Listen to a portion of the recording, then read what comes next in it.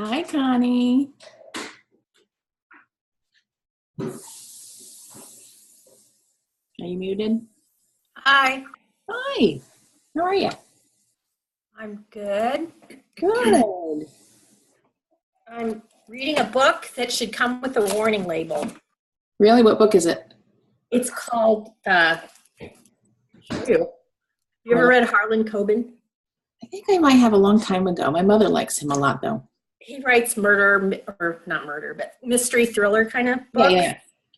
And this one should have a label that you should not start it unless you can finish it in one sitting. Oh, really? Is that good, huh? It's a real page turner. Well, put your book down, Connie Jo. You got a presentation. I know. I got things to do. I hope people show up. I know this is your maiden voyage, so Yeah.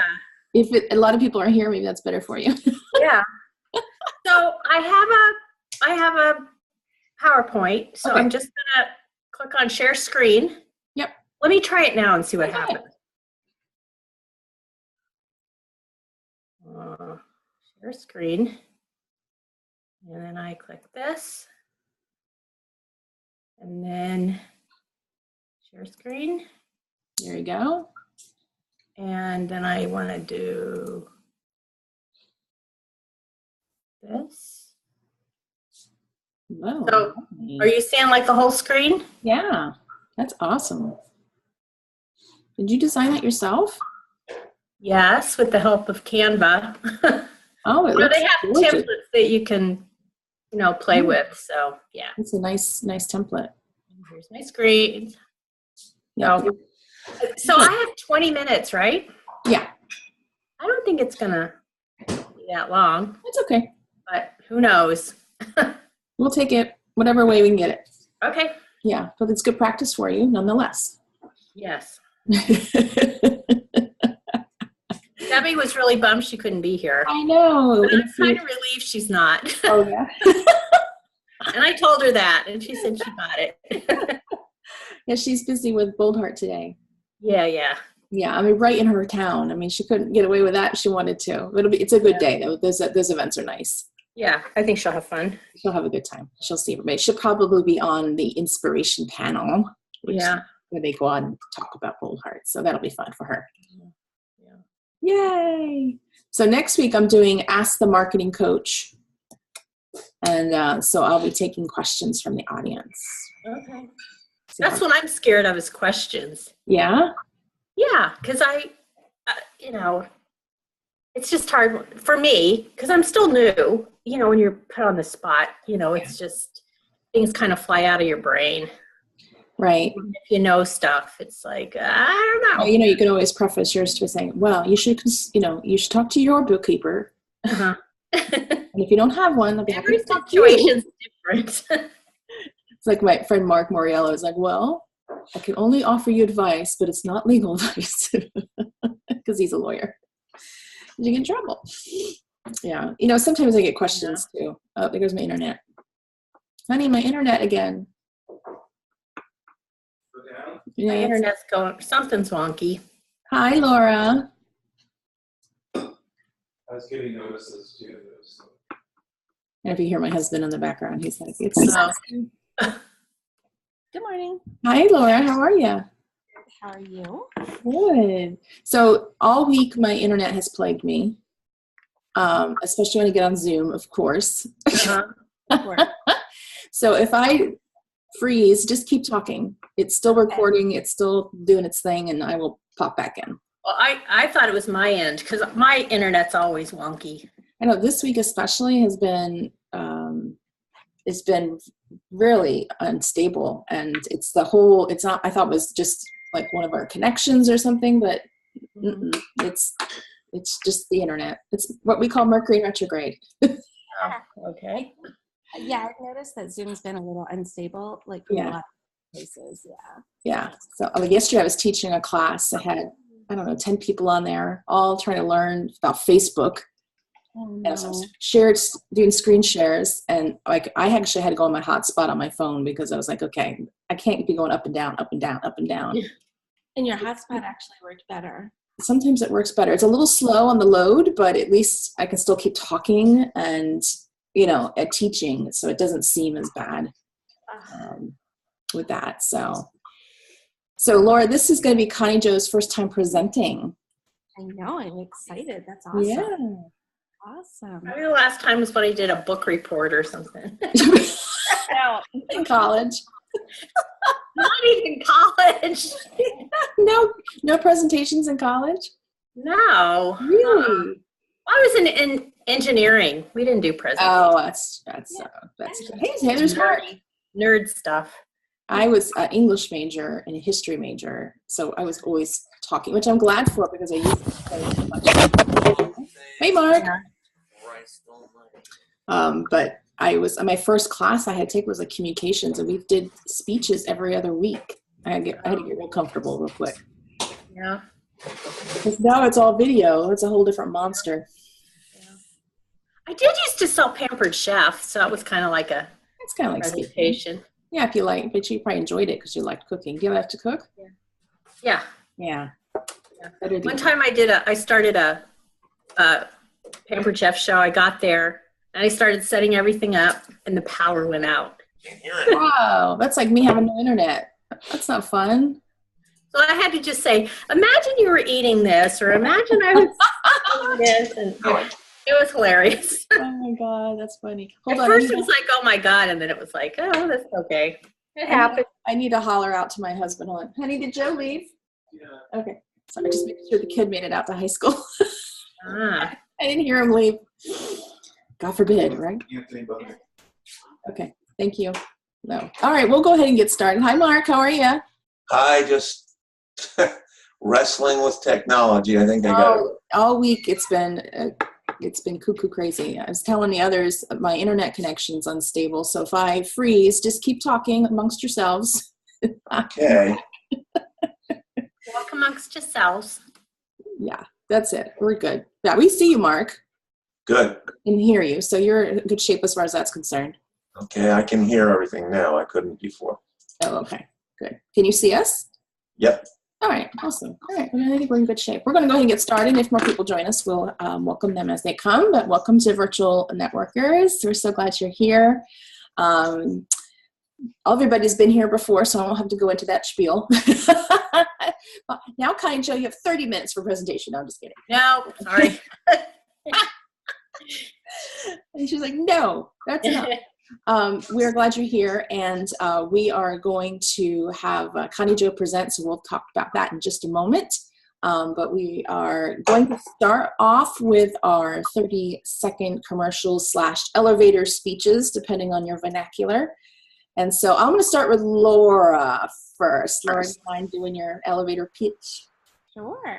Hey, everybody. My name is Laura Shipman. I am a social media manager, and just wanted to let everybody know about my newest podcast. I think it would be really beneficial to those who are looking to outsource social media. I know it's really kind of scary to put your brand, into somebody else's hands.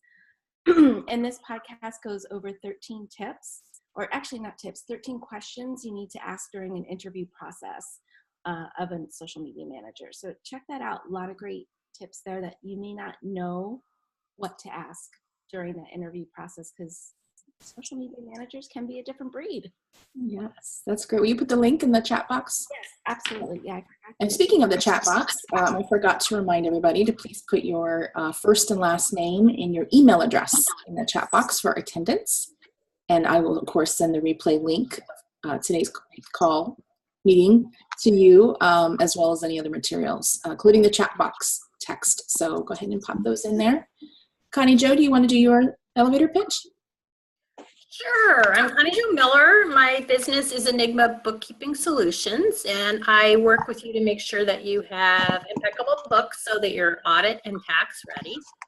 And I make sure that you understand your financial statements, understand the financial health of your business so that you can make data-based decisions about your business. Wonderful. We're glad you're here. We'll be learning more about 5 secrets your bookkeeper wants you to know today. Mark, can you do your introduction? Yes, good morning, everybody. My name is Mark Moriello, mycoopartner.com. I work with primarily single owner small businesses to address their legal and operational challenges and help them transform problems into profits. And we are glad you're here, Mark, representing New York. Yes. Is it snowing? Well, we're going to have like little flakes, but then it's going to be rainy because the morning's starting cold, and then it's going to go up to like high 40s. Yeah. So a very spring-like day. Yeah, okay. Nice showers. We want those flowers. Yeah, I'm sure you're sick of snow, right? Are you sick of snow yet? No, I'm just tired of shoveling it, but I don't mind. I don't mind snow, or I wouldn't live here. Yeah, that's true. That's true. You'd come to Florida where Laura and I are. Yeah. And where my parents are and my sister is, Yeah, and my most of my parents. family. That's how we end up in Florida. The older relatives came here and we followed. Yeah. Well, hi, everyone. Everybody knows me. I'm Jill Celeste from JillCeleste.com. I'm the chapter president for this chapter of Virtual Networkers. And FYI, there's a second chapter now operated by Jennifer Flynn. I know Mark knows who that is. Yep. On Wednesdays. I'm going to plug her chapter real quick. So it's Keep It Local Virtual Networkers West, and it meets Wednesdays at 2 p.m. Eastern, noon Mountain. And you can find that information on the Keep It Local site. And she'd be happy to have more guest speakers. So Mark and Connie Jo, if you want more guest speaking gigs, then you can do that time. I know Jennifer would be glad to have you. So just let me know, ping me, or if you both know how to get a hold of me, just let me know. I'm happy to share that information. So when you say you're chapter president, yeah. What's the organization? I didn't even know I thought this is something you just did. I'm under the Keep It Local umbrella. So Keep It Local is a Tampa Bay based networking group, which is Laura's baby. Now Laura's the founder of Keep It Local. So within Tampa Bay, how many chapters, Laura, do you have? Oh, you're muted, sweetie. Forgot. 20. There's 20 chapters locally, and then we're starting the internet virtual networking. So I have a chapter, and then Jennifer Flynn started the second chapter. So there's not an overarching organization called virtual networking. This is, in fact, you decided, why don't we do this virtually? Yes. So I'm wondering, you may want to grab virtual networking. I don't know anyone else doing it right now. I'm sure it's not. Like a domain? Done. I would just look into, because I think it's the direction we're going anyway. Yeah. I don't know, Laura, did we look up the domain for that? I don't know if we did. I don't think I did. I'll check that out. Just to hold it. Thank you, Mark. Yeah, so that's what we're under, the Keep It Local umbrella. And so anybody who becomes a member of this chapter actually is a member of Keep It Local and all the benefits therein. All right. So including doing the other virtual one too, right? Cool. Yeah. So so let me know, Connie Jo, just send me a message if you want details on that one. Okay. Yeah. Did you send it out? I know you mentioned it. I don't know if I mentioned it in my Facebook group. Okay. I know I'd heard it somewhere. Yeah. I'm always talking, right? Somewhere. Somewhere Jill's always reminding you to do something. Yes. Please show up for this.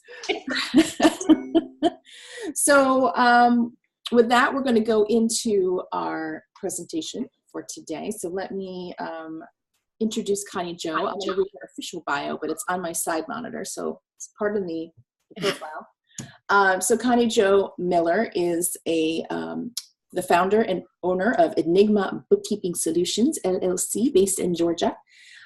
She is, I'm going to read her official bio because I love it. Before bookkeeping puzzles were my passion, I graduated with a BS in mechanical engineering from the University of Arizona. I worked as an engineer for 14 years and then transitioned to corporate training. After having my first child, I left the corporate world to be a stay-at-home mom. And for the next 20 years, I homeschooled my 2 kids, birth through high school. God bless you. I am now the proud parent, proud mom of 2 college students, both of which are about to graduate. Congratulations. I am an avid reader, a sewing and crafting hobbyist, a cooking and baking fan, a movie nut, a lifetime Girl Scout, and absolutely love hanging out with friends. I live in the Atlanta area, but my work is it's all over the world, right? My world is my workplace. So congratulations on all those achievements, Connie Jo. That's awesome. Thank you. Yeah. So you have PowerPoint, so you want to go ahead and pull those slides up, and we will. Okay, this is my first attempt at this, so. This is Connie Jo's first hoorah. So let's hold her in good graces. I'm sure she's going to do awesome. Okay, you can see it? Yep, you're ready to go. Okay, so 5 secrets your bookkeeper wants you to know. So everything that I'm talking about right now is true whether you do your books yourself or if you have a bookkeeper. But the secrets aren't really secrets. They're just really good business practices that everyone should follow. So how do I get this to move? Just click. Okay, so secret number 1, you should always keep your personal and business finances separate. There's a lot of reasons to do this. But when you first start your business, you probably just use personal cash, your own credit card to get things started, which is fine.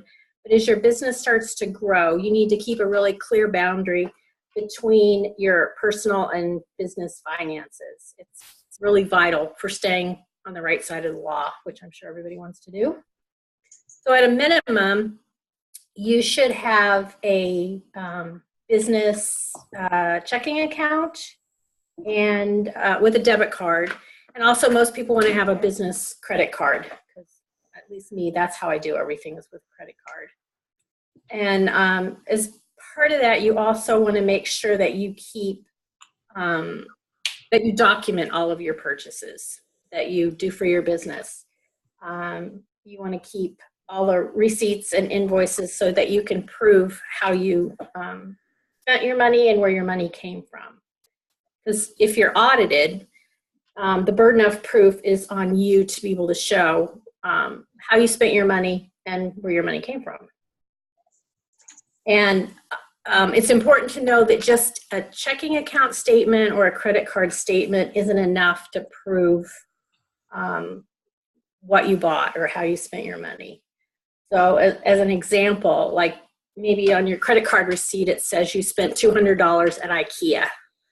So what you bought maybe was a bookcase.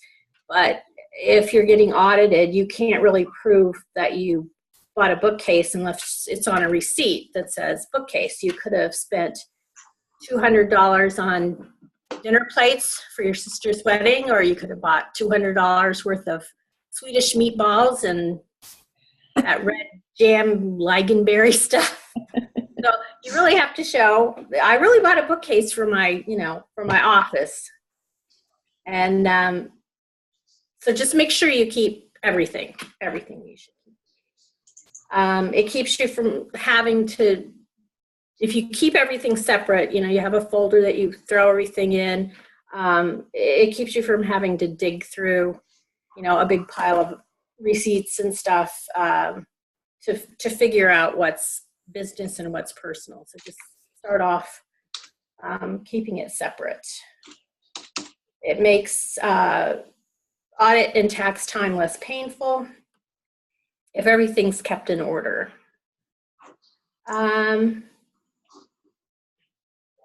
Another really important reason to keep things separate is that it shows that you're basically you're a serious business, and you want to keep your finances separate so that it shows that you're a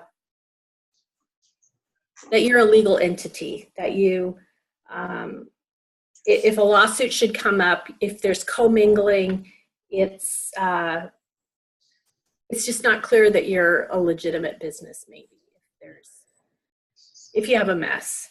And it's really important that if you are in a lawsuit, that your business money and your personal money is completely separate.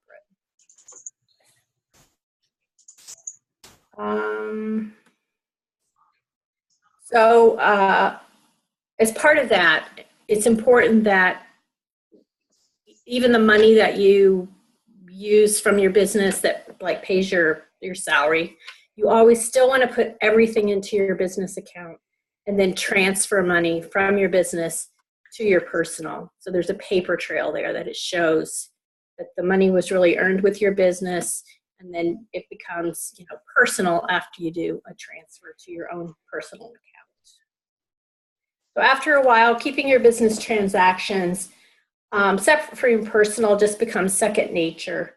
And as long as you keep a really firm dividing line between your business life and your personal life, you'll have a better chance of staying out of trouble if you do end up in a lawsuit, or if you do end up being audited by the IRS.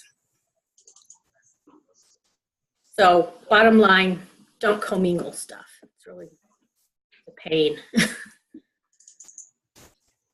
So secret number 2 is that you want to be able to, you want to set up bank feeds that go to your bookkeeping software.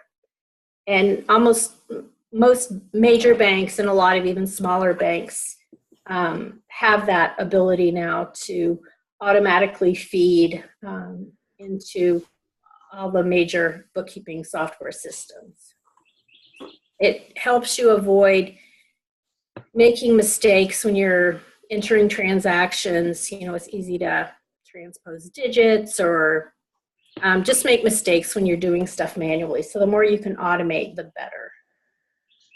One exception, though, that I'll mention is PayPal. I don't know if any of you use PayPal to accept payments, but when PayPal dumps, and I use QuickBooks Online, but when it dumps information into QuickBooks, it's a mess.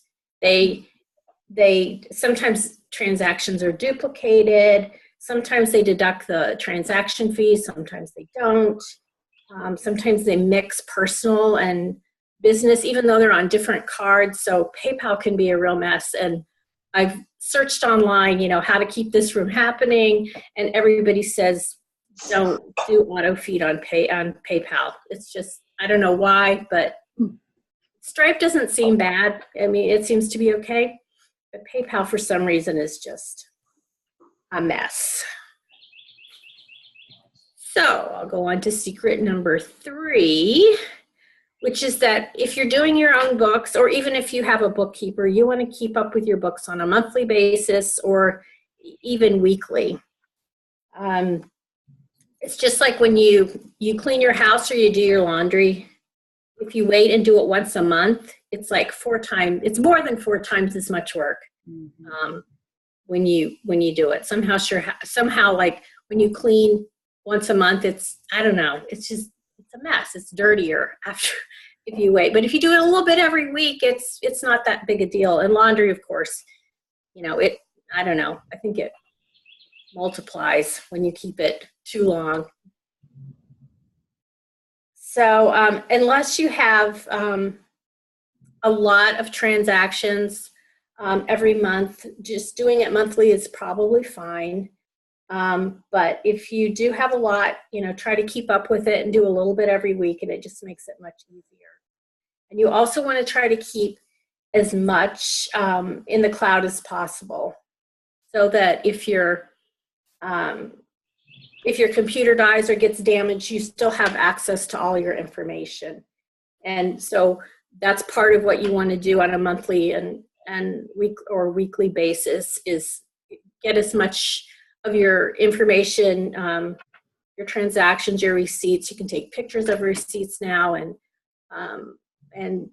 keep them on your computer, or not on your computer, but in the cloud. You can just set up, you know, whatever system you like to use. Just make that a habit. You're constantly putting stuff in the cloud, so that if something happens, or, you know, you're called on to provide information, you can do it easily.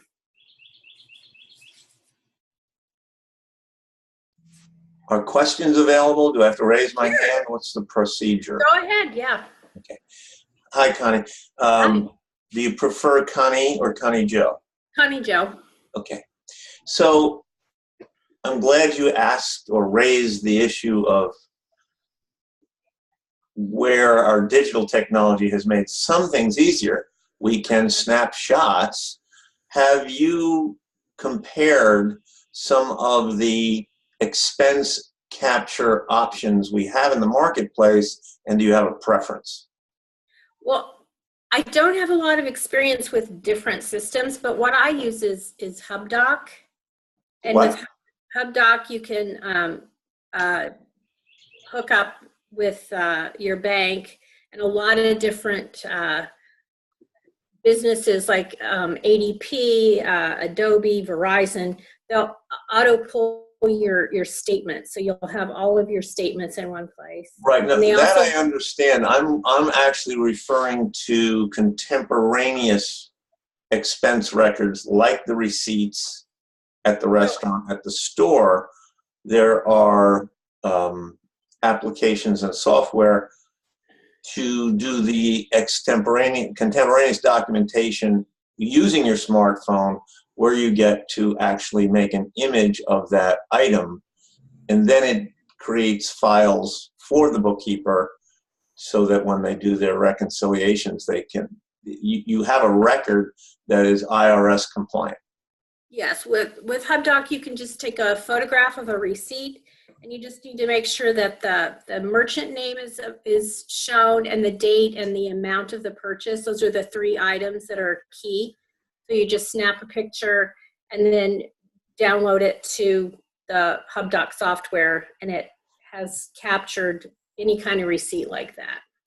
And you can also pull from your own files if you have things that are in your own files. Does it have coding for characterization, or are you manipulating just the document? I'm not sure I don't know what you mean. So things like expensible lets you tag that. So you don't have to think about it later. It goes to the right category. I don't think that is a function. Okay, got it. Maybe, but I'm not familiar with that. I would think you'd still need to, who knows in the future, but I think now you have to decide what kind of an expense it is. It's not going to know, if it's a restaurant or a store, or, and the item that you purchase is, what's key to decide what category it goes into. Okay, thank you. But who knows? All kinds of things are possible. Things are changing all the time. Okay, I'll go on to, any other questions? Okay, I'll go on to number 4. So another thing that's important, which kind of gets to this point, is that when you want to add details and descriptions to your transactions as soon as you can while it's fresh in your mind. If you're like me, if you don't write things down, it gets forgotten. You've got too many things going on in your head to keep track of everything. So if you, for instance, if you have a restaurant receipt, you want to write on the top, if it was like a business meal, you'd write on top, who you had the meal with, and even, what you talked about, what was the main, reason for meeting, if it was, to talk over, a potential, job or something you were going to work on, or just to go over information with an existing client. Just a few words just goes a long way to documenting, and so you don't have to try to remember what it was for. You never will regret having too much information. Too much is a good thing. You might not use it, but you won't regret it if you've got a lot of information about what your transactions are. So, any more questions? Okay, so I'm going to go on to number 5, and this is not a secret, but hiring a bookkeeper is an investment in your business. When you reach a point in your business when you can afford to delegate some of your workload, a bookkeeper is a great place to start. And the important word is a great bookkeeper. You can get a bookkeeper that will just put in your numbers, put it into your software. But a great bookkeeper is someone who can act as a partner with you and that can help you if you have financial questions or problems. A great bookkeeper will make sure that you understand your financial statements so that you can work together to develop plans and goals so that you can achieve the financial goals for your business. And a great bookkeeper can also empower you to take responsibilities for your own financial decisions and provide support so that you have ongoing learning. You can understand, more and more about your finances, and they can also serve as an accountability partner to you.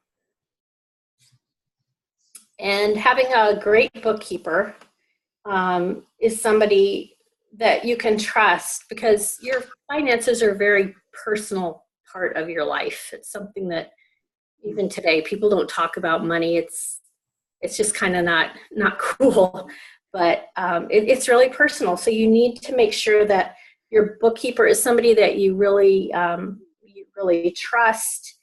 And like you were talking about how to hire a social media person, you really want to make sure when you're looking for a bookkeeper that it's somebody that you really mesh with, because it is a very personal relationship that you have with the bookkeeper. So don't just take the first person that comes along. Don't take the person maybe that's the cheapest. You really want to find somebody that you can really have a good relationship with, because when you have a great bookkeeper, it frees up more time for you. And of course, when you have more time to spend with your own clients, and that directly can result in more revenue for your own business. So that's about it for me. Does anybody have any other questions? Anything I can help you with? I don't have questions. I have a couple of things I would like to add, if you don't mind. Sure. I'll start with the last first. I try to tell all of my clients, especially there's a natural inclination, especially in the beginning of a business, to think that you're going to save money by doing it yourself. Mm-hmm. I try to actually show them in dollars and cents why that's a fallacy, especially around finances. So I just want to underscore that you're correct. A bookkeeper you work very well with is more than an investment, it's a necessity, but it's also one that pays for itself, because I tag business owners' revenue potential at between $250 and $1,000 an hour in all the people I've worked for. So if I have to pay $50 for Connie Joe, and I choose instead to do it myself, I've just cost myself $200 for every hour I spend doing it. So I highly underscore your fifth slide, your fifth principle, and I might suggest that you tell them that. If they're worth $250 an hour every time they do what you do, forget the learning curve part and forget whether they're efficient or not. They're costing themselves money right out of the gate. So it's a bad idea. Yeah. Is there a way to share a slide? Not a slide, a document? If you put it on your screen and then do a screen share. Okay. But I can't send it to people? You can email it to me and I can attach it if you want. Or put it in a link on the chat. Yeah, if it's probably on your hard drive, right? Yeah, it's on my computer itself. But there are, in terms of, you raised a good question, do it now in terms of categorizing anything you want to make a record of. But I for my clients, I give them especially around expenses, and especially T&E expenses, the 8 things that the IRS want to see. So I'd share it with you, but I'm a knucklehead, so I can send this to Jill and she can circulate it. Shoot that over to me. And lastly, in terms of, and I can't stress it enough, but I'll share the reason it's so critical to keep separate silos for expenditures and for income. The theory, just so you understand how it occurs, when you commingle, when you act as if what the law calls treating your legal entity, which you created specifically so that you would not have personal liability where it should be business liability. When you treat your business as your, quote, alter ego, that's what commingling does. And where it will come into play is if there is somebody who wants something from you, specifically usually money, and they want it from your corporation, and you've intelligently kept your corporation lean. Every year you take your profits and, because we're small businesses. So there's nothing in the corporation, but you created it to be the shield between your personal assets and the business itself. This is what the lawyer who now wants to pick your pocket will use. So it's not just a formality. It's not just, I'll try to keep to, that principle. It's leaving a very big back door open for them to get around the thing that you specifically created to have you be more safe for your personal money, because that's really the purpose of it. So it's not just that, it's not a supposed to, it's a have to. Yes. Okay? But that's why. I mean, it's not because that's what the IRS says even. It's that this is where you preserve, there are two important things you must do to preserve the legal entity's shielding capabilities. You must do the minimum legal, what the minimum legal formalities for that entity. So for a corporation, it's a bunch of things. For a limited liability company, it's different things. By the way, limited liability is a lot less, a lot easier. So that's A test, and B test is where'd the money go? If you didn't set up separate credit, if you didn't set up separate checking, you are at risk for someone to go, well, it's nice that you set up a company, but it's not a company. I'm coming after you. Your personal assets are at risk. Yep. So Yes. Connie Jo is absolutely correct, and that is why she's correct. Laura, you had a question or a statement? And I should probably know the answer to this, but I don't. How long do you need to hang on to your receipts for? So like I have like envelopes of receipts that, like, how long do I need to hang on to those for? 7 years is the answer, the IRS kind of answer. But if you go ahead and snap pictures and put them in the cloud, you can keep them forever. I mean, it's, So, okay, and you said that, and then that kind of answers my second question, was going to be, you get those thermal receipts, right? And after a couple of years, they kind of evaporate. Yeah, pictures of those are even more important. Yeah. Okay. And so when you say cloud, are you using Google Drive for that? Is that what you're recommending? Or Dropbox, or there's, I don't know what all the options are. I use Dropbox. Yeah. Okay. Yeah. I love Dropbox. Isn't it awesome? I just love Dropbox. And a photo capture is considered a official receipt. It's not. It doesn't have to. We don't have to keep the paper if we took the picture and stored it properly. Correct. Right. Okay. And so I've never done that. Like me neither. Everything's paper. But just make sure you can see the merchant, the amount, and the date. Those are the three key pieces of information that you need. And of course, if it's like the IKEA example, what the item, what the item was that you purchased. You want to be able to prove what you actually bought. I have another question. I know the law just changed and I don't understand it, because then I think they changed it again.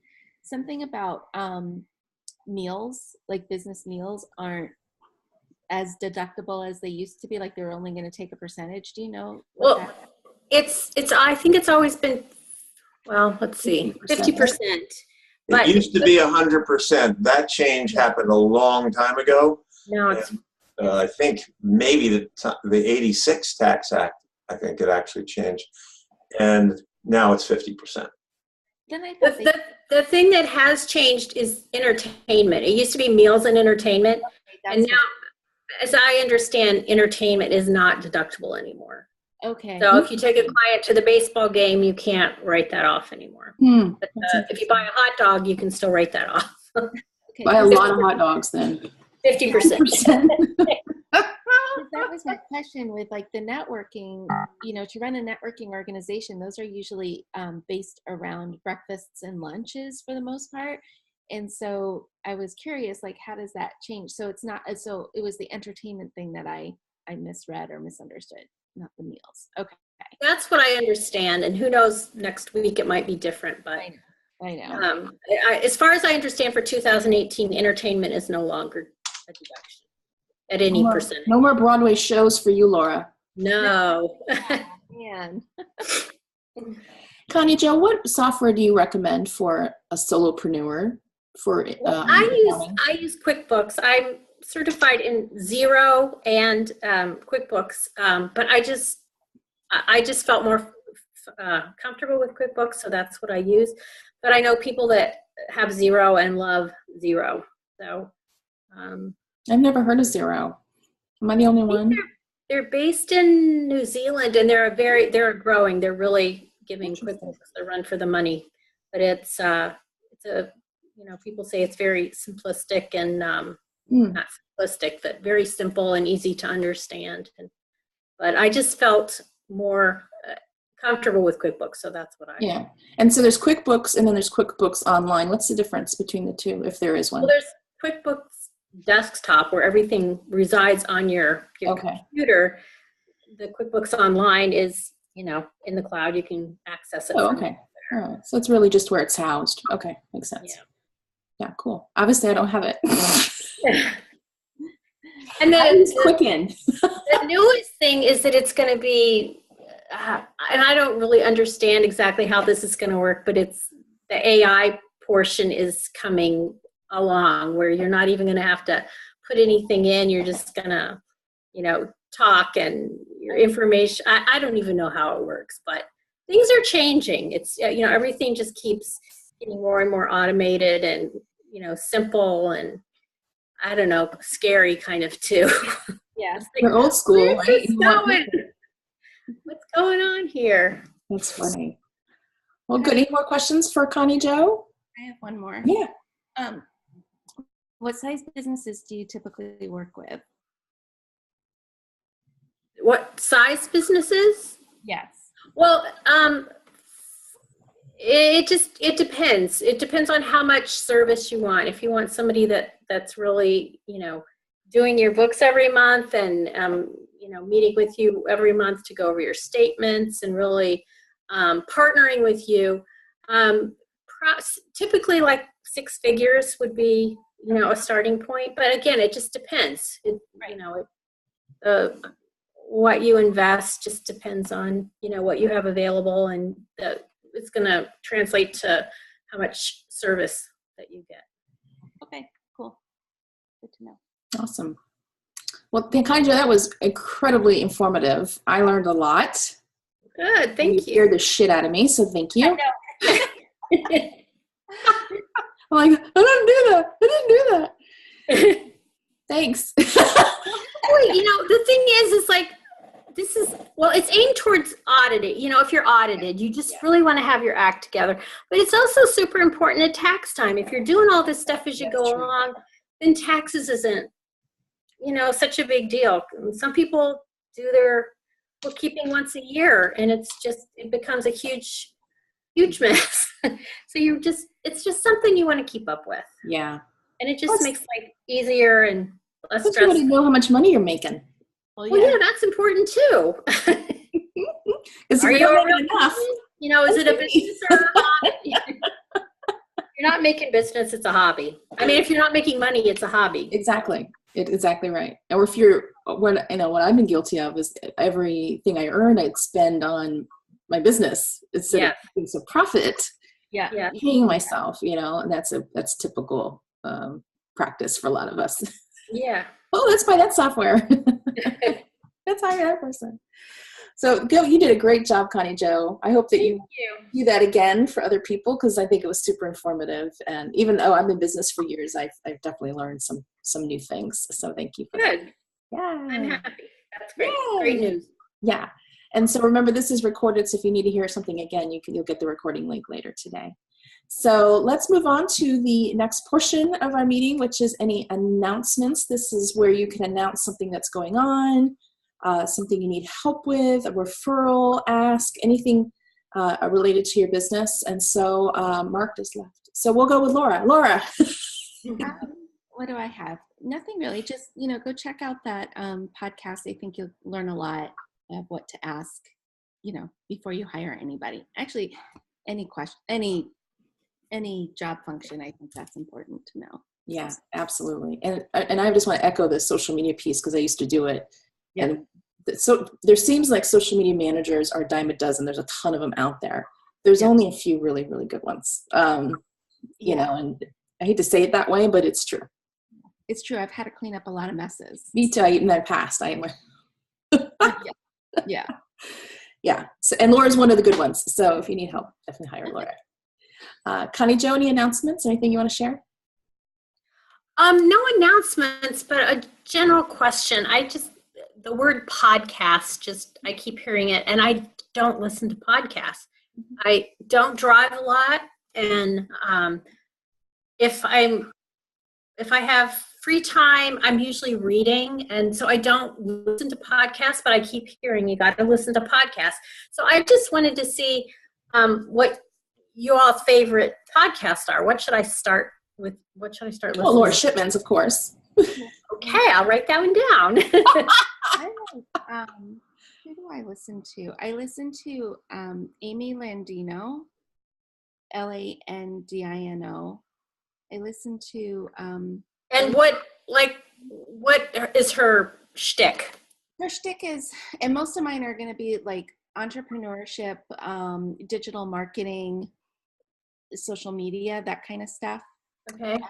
I love Amy Porterfield. Do you listen to her, Jill? I love Amy Porterfield. Yeah, she's really good. Actually, I would start with Amy Porterfield first, because she just does really sound, solid advice. And there's easy. It's easy, and she does a really good job teaching. And she's got a great voice to listen to. I think she's really good.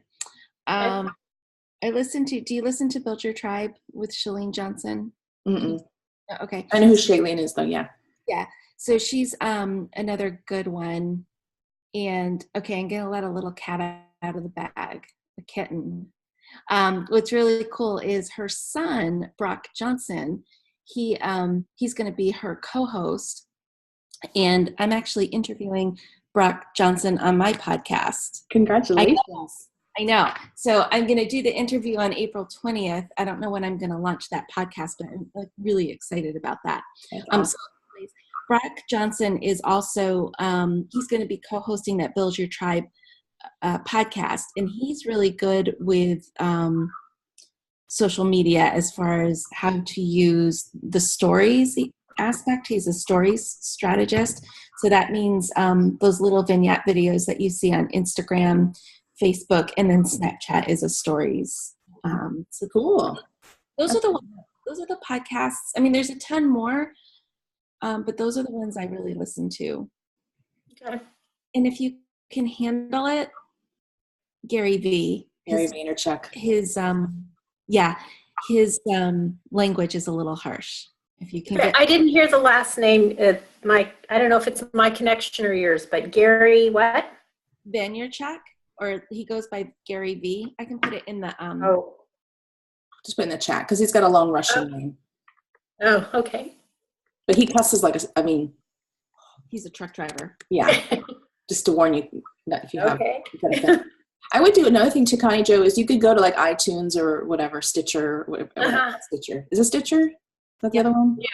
And you could search by topic, and also by, if you have a favorite author or celebrity, a lot of them have podcasts, which surprised me.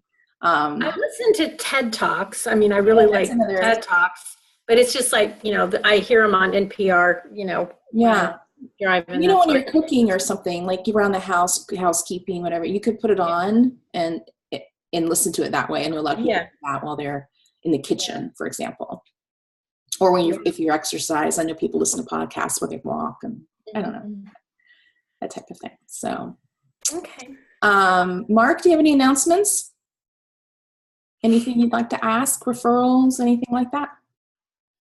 Are you muted? He's on mute. Yes, I'm unmuted now. I don't have any announcements. I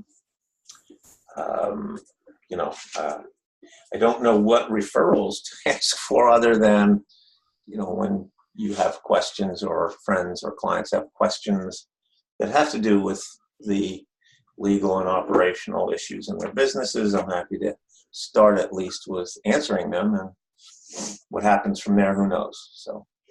Thank you, Mark. He's our go-to guy. We have Ask Mark Mariello. My news feed is a lot of, does anybody know? Ask Mark Mariello. My ask is actually about this group. I need help spreading the word and attracting people to this chapter. We've had a lot of people come in and come out, and I really would love to grow this. You guys are kind of a core group here. So my ask is, if you know an entrepreneur who works virtually, who's not in the same business as you, obviously, so not another bookkeeper, Connie, kind of show. The more the merrier. I don't, No, just you.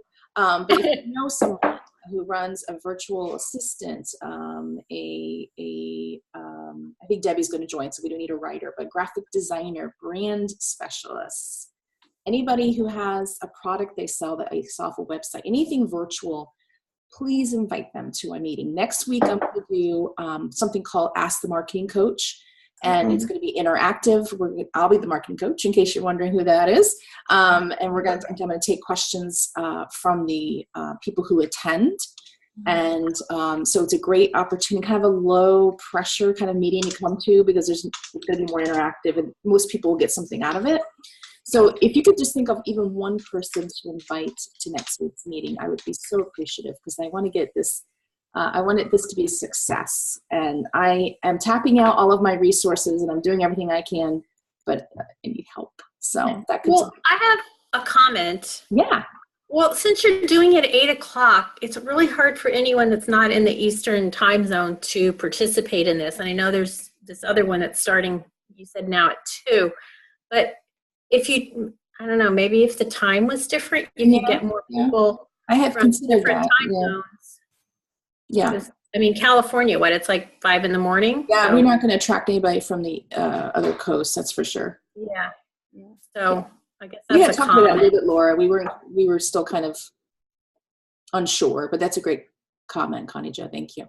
And nothing's set in stone, like with the date or the time. Like we can always massage that a little bit. So I just want everybody to know that can be flexible for sure. Absolutely. Absolutely.